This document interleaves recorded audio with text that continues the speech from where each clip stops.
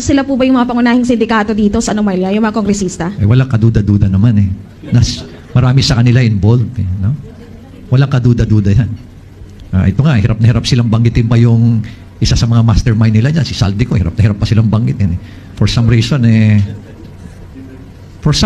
hindi ko rin alam kung bakit takot na takot. Ibig sabihin, it's a public knowledge inside Congress kung gaano ka-powerful yung tao na yan.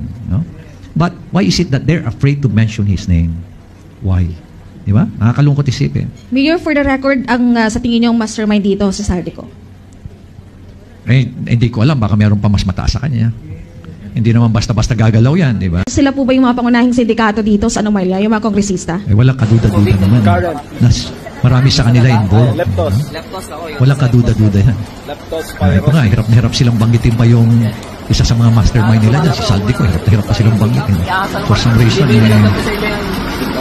For some reason, hindi ko rin alam kung bakit takot na takot. Ibig sabihin, it's a public knowledge inside Congress kung gaano ka-powerful yung tao na yan. But why is it that they're afraid to mention his name? Why?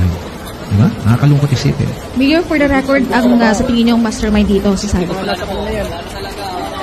Hindi ko alam. Baka meron pa mas mataas sa kanya.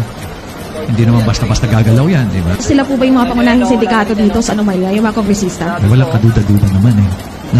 Marami sa kanila involved. No? Walang kaduda-duda yan. Ito nga, hirap na hirap silang banggitin pa yung isa sa mga mastermind nila dyan, si Saldico, hirap na hirap pa silang banggitin. For some